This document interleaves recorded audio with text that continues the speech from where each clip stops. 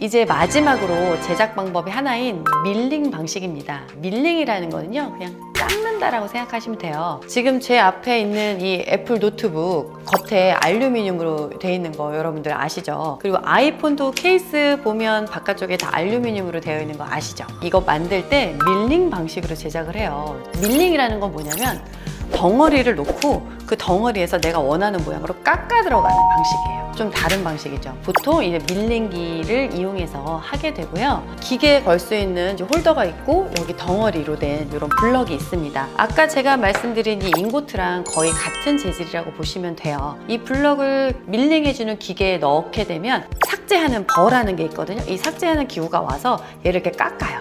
깎아서 라미네이트를 만들게 됩니다. 이게 밀링 방식의 제작 방법이에요. 프레싱 방식, 밀링 방식 다 라미네이트만 제작 가능한 게 아니고요. 인레이라든지 크라운이라든지 이런 이 재료를 이용해서 만드는 모든 보철물에 다 이 방식으로 제작을 하게 됩니다. 그래서 밀링 방식으로 제작한 라미네이트의 장점이 뭐냐면요. 제작 시간이 빠르다는 거예요. 이게 다 디지털로 모든 게 이루어지게 되는데 디지털로 치아 이제 전처리한 것들을 구강 스캐너를 이용해서 스캔을 하고 이걸 이제 기공사가 자료를 받아서 내가 만들고 싶은 라미네이트나 크라운 형태를 이제 디자인을 하게 됩니다. 이걸 디자인을 컴퓨터상에서 하고 디자인한 거를 직접 기계에 전송을 해주면 기계가 그 모양을 이걸 그대로 깎아줘요. 그러면 디자인하는 데 걸리는 시간을 제외하고 이걸 깎는 데 걸리는 시간이 라미네이트의 경우 한 개당 보통 한 15분에서 좀 오래 걸리는 경우는 30분, 40분 걸리기도 합니다. 이렇게 제작 시간이 빠르다 보니까 당일 라미네이트를 원하시는 분들은 다 이 방식으로 제작을 한다고 보시면 돼요. 이 방식을 이용해서 할 수 있는 모든 병원은 다 당일 라미네이트가 가능하고 당일 크라운이 가능하고 당일 인레이가 가능한 겁니다.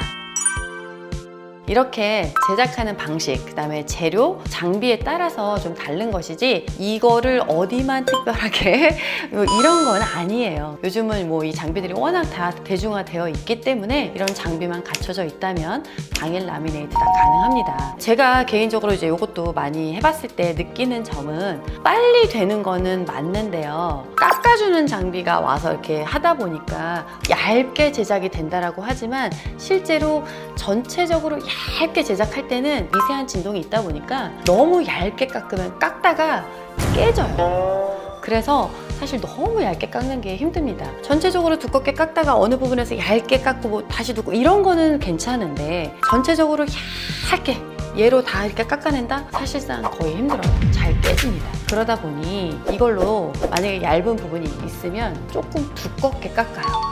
두껍게 깎은 다음에 그걸 나온 상태에서 다시 기공사가 손으로 얇게 다듬는 경우가 많습니다. 그래서 이걸로 한다고 해서 다 뭐 기계로 한꺼번에 된다 이거는 아니고요. 이거는 이거대로의 장단점이 있고 또 프레싱은 프레싱대로의 장단점이 있고 빌드업은 빌드업대로의 장단점이 있습니다. 특히 이렇게 밀링 방식의 경우 장비가 이제 굉장히 중요한데 이 장비 깎을 때 단순히 이렇게만 깎지 않고 막 이렇게 사실 360도 돌아가면서 깎아야 되잖아요. 이 장비에 따라서 3축으로 깎느냐 4축으로 깎느냐 5축으로 깎느냐에 따라서 정밀도에서도 좀 차이가 있습니다. 당연히 3축보다 4축이 비싸고 4축보다 5축이 비싸겠죠. 그리고 칼질할 때 칼의 그 날의 정밀도가 중요하듯이 이 깎는 장비에서 버가 굉장히 중요한데 이 버를 사실 매번 새 걸 쓸 수는 없거든요. 쓰면서 조금씩 다를 수밖에 없어요. 그런 과정들에 의해서 약간의 정밀도가 조금 차이가 나고 그런 과정에서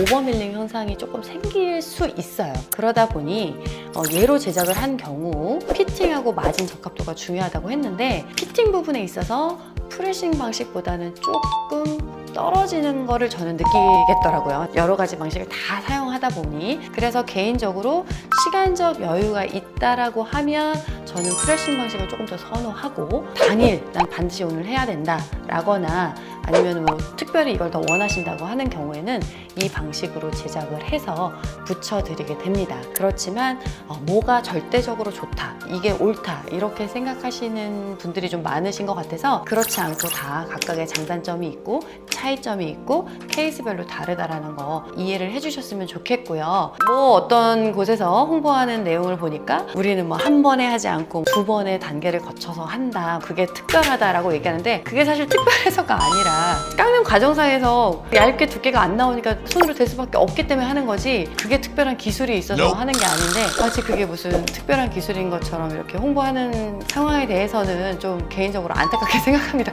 그거는 특별한 기술이 아닙니다. 그냥 제작 과정 중에 하나일 뿐이에요. 개인적으로 저는 3가지 방식의 라미네이트를 다 제작을 많이 해봤는데요. 저는 프레싱 방식이 가장 조금 더 디테일하게 정밀하게 나오는 걸로 생각이 돼서 프레싱 방식을 선호해서 제작을 합니다. 그렇지만 케이스별로 다르기 때문에 저는 이 3가지 방식의 제작 방법을 다 사용을 하고 있고요. 어떤 것이 특별히 나쁘다, 뭐 좋다 이런 개념보다는 케이스별로 또 맞는 게 있다라는 거 명심해 주셨으면 좋겠습니다.